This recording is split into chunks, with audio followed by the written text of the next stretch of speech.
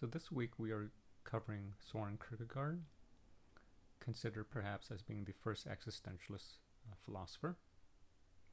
So this is from the Robert Solomon reading. So let me just start off with a little bit of information about his biography. So lived from 1813 to 1855, considered a Danish philosopher born in Copenhagen, Denmark. Was greatly influenced by Hegel's philosophy, but was also critical of Hegel's philosophy.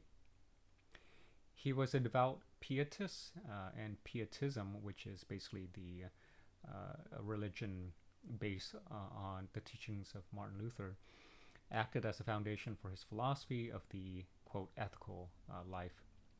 He became familiar with the world of scholarship at an early age. I'm going to break this YouTube video down to 3 parts. So part 1 is an overview of his philosophy. Part 2 is on his existential philosophy. And then part 3 is on the 2 spheres in life. So this first video will be devoted to part 1 and part 2. And then a second video will be devoted to part 3. So let me first begin by giving you an overview of his philosophy. So during this time period, he criticizes people and also actually the church, as well as what we're going to see shortly, that human beings are not living a passionate life. Human beings ought to be passionate and be committed, and this is an age in which men have given up the dangers of passionate commitment and assertive individuality and have turned to the comforts of, quote, understanding and, quote, reflection. Men reflecting on great happenings, but nothing ever happens. So definitely a rational time period, but a passionless time period, and that's part of the problem. Men understand greatness, but no great deeds are performed. People have become superbly rational, but they have in turn forgotten how to live. And just something to ponder about, is this happening today in our society, or what's going on in our society today? An overview of Christianity. So to be a Christian is to suffer before God. The theologians know little of actual suffering, but a great deal of suffering. So the 2 ways: one is to suffer, the other is to become a professor of the fact that another suffered. So Kierkegaard is basically saying that to be a true Christian, or really a religious person, is to suffer before God, and that he's criticizing the theologians. They know very little about suffering, and so they end up teaching about it, right? Even though they know very little about the topic of suffering. The purpose of philosophy should not be merely a quest for knowledge. Rather, it should be a quest to find out what to do and how to live. For this reason, his philosophy is an existentialist philosophy, in terms of how we should live life, and what to do and what to pursue in life. Focus on the individual. So since his concept of individual self-realization is entirely subjective, it carries with it no guarantee of objective truth, no criterion of general applicability or universality. So Kierkegaard's overall philosophy is based upon subjectivity, not objectivity, right? So this idea of even truth is actually subjective. And as I'll explain later on, that truth is not only subjective, but it is only true to us subjectively, based upon how much we have faith in that belief and how strongly we are committed to that belief. So belief and truth and our relationship with God, Kierkegaard would say that it is a very subjective topic. It is subjective, not objective, and not universal. He attacked the systematic philosophy of Western philosophy. Well, actually, this is a general theme in existentialism. that this school of existentialism is basically an attack on the systematic philosophy of Western philosophy, right? This analytical tradition stemming from the days of Socrates and Plato and Aristotle, pretty much. And so he's against this approach that philosophy and life cannot be approached through purely a rational manner and through rational and analytical and logical manner. That philosophy and also life, there's a whole other side to it. There's this unsystematic side, illogical side, emotional side, right? So this is once again the foundations of the teachings of existentialism. Essential philosophical truths can only be known by the individual. So once again, it's subjective. Belief in God is also relative to the individual. It's not really meant to be a universal topic. The highest truth is the realization that the human soul is rooted in God. Belief in God is a matter of passionate commitment, not of knowledge. So for Kierkegaard, knowledge involves a form of passion called unconditional commitment. So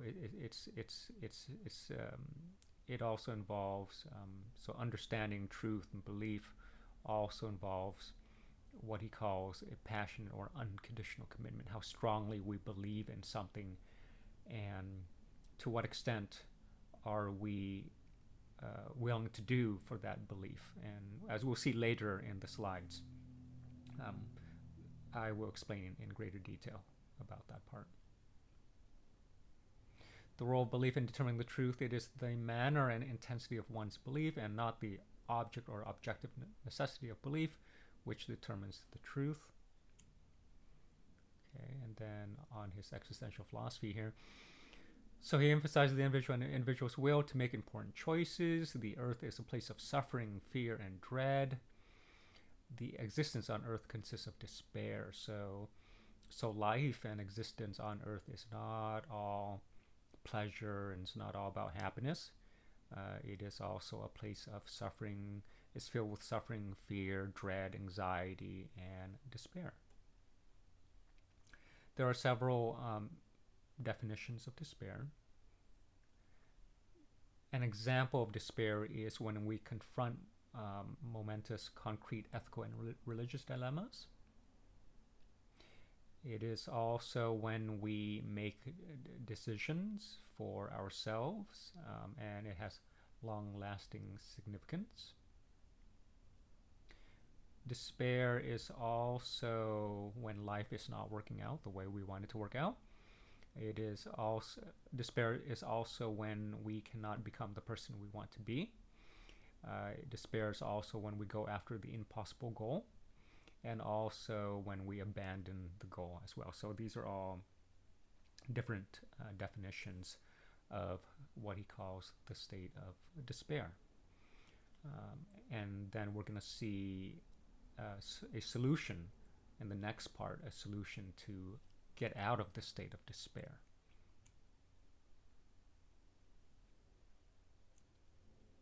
So getting out of despair. So the solution for Kierkegaard is achieving a synthesis between the finite with the infinite. So to get out of despair is achieving a synthesis between the finite with the infinite. And I'll explain what that is right after this slide here. And it also involves the role of what is called unconditional commitment. There must be unconditional commitment to some specific individual, cause, or vocation, whereby a passion gets an identity and a sense of reality. Elsewhere, he will state that it is an unconditional commitment to God. So we have to have this thing called unconditional commitment, which is the idea that we are willing to do anything and everything for what we believe in. And so in this quote right here, It states maybe it's a devotion to a particular person, a cause, a vocation, right, a career, and elsewhere to God or to whichever religion that we believe in.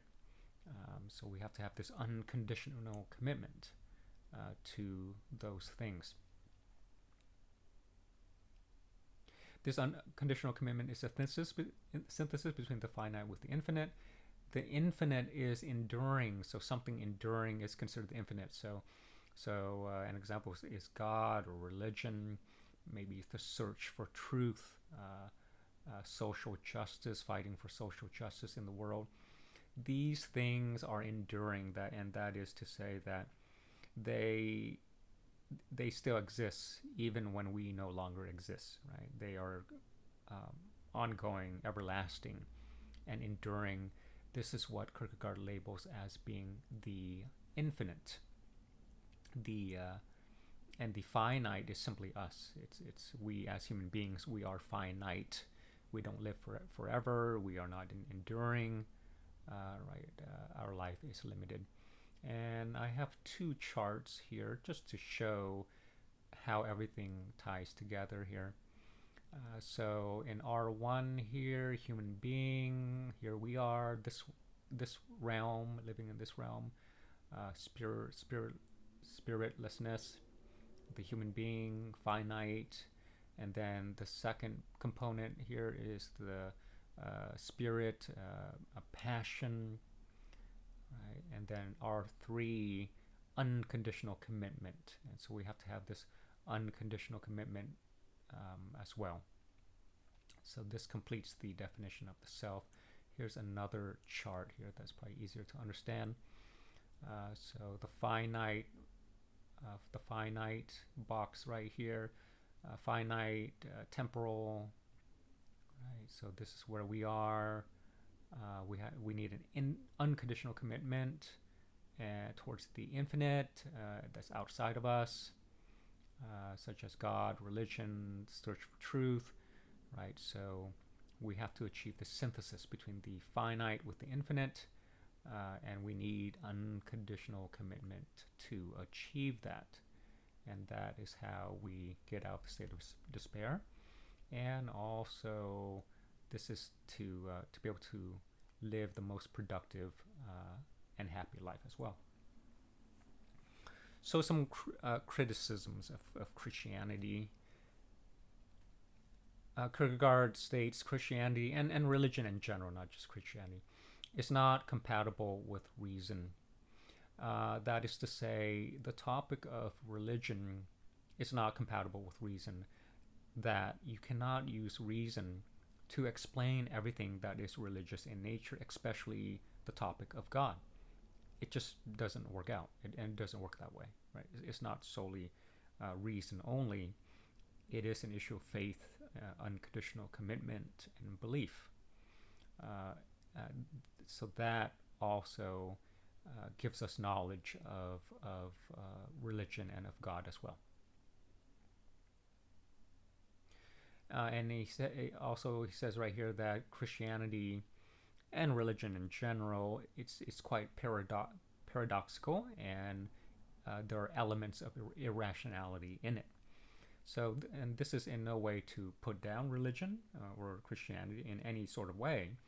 He's just saying that the topic of religion is not solely based upon reason. There's an element of irrationality in it, and that's really the nature of religion. So what's wrong with rationalizing Christianity? To rationalize it is to make it emotionally empty. To the many attempted proofs of the faith are nothing other than the aids to the digestion for the emotionally lazy and passionless. So when we're talking about the God arguments about 2-3 weeks ago, right, Kierkegaard is basically saying people lay out these arguments, they do so, these are meant for lazy people and passionless people, because to truly believe in God, you don't need these arguments. You don't need these arguments to prove to oneself or to someone else that God exists. It is back to the issue of faith and unconditional commitment, and also how you live life, which is a big component to Kierkegaard's philosophy. Right? One's devotion to anything, including religion, is also based upon how you live your life as well, and not just merely reading the Bible or the sacred texts or going to church to listen to what someone else has to say about the topic of religion. So how to be a true Christian? So to be a true Christian is to feel dread, guilt, and suffering. Christianity is not a body of knowledge, but it is a way of life. And because of the overwhelming demands of suffering, very few people can be true Christians. And being a Christian requires faith and not merely acceptance. So what he's saying here is that to be a true devout Christian, it is a very, very difficult life to live, and that sort of life involves the feeling of dread and guilt and suffering, right? So not very many people can do this. Also, faith is required, but what is faith? So faith is described in these three ways. Faith is number one, absurd; number two, unintelligible; and number three, a form of passion. Right. So faith, absurd, meaning it's not rational. Faith is not a rational thing. It is a rather irrational thing that, to the normal person, looking from the outside, it may seem absurd, it may seem irrational, it may seem illogical. Unintelligible, meaning that you can't rationally explain it. And it is a form of passion. So back to the idea of unconditional commitment, right? So it's a form of passion and commitment. So this is what faith is. And you need faith to believe strongly in whatever you believe in, whether it's religion or whether it's something else. You need this idea of faith. And I will get back to Christianity later in the slides. Now moving back over to his existential philosophy and on the meaning of existence. So existence here, the term is used here not in the not using the biological definition of existence.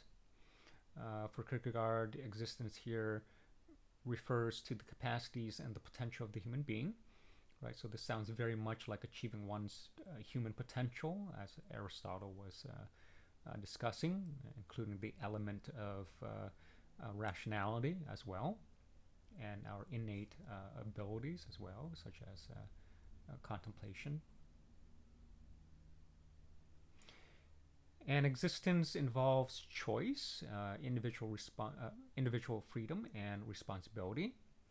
With these comes the concepts of commitment, despair, and guilt, right? So existence entails choice and freedom and responsibility, but along with these, we must also have commitment. We also must face despair and also face guilt as well in the process.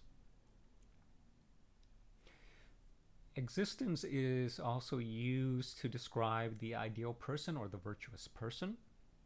For Kierkegaard, he describes the virtuous person as the following. So someone who carry out their own thoughts and values.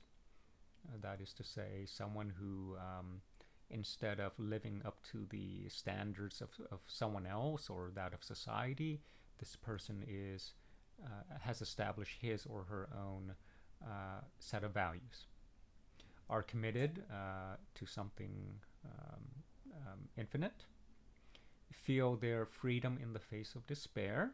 So even in moments of despair, this person will acknowledge, nevertheless, I still have free will, I still have a choice.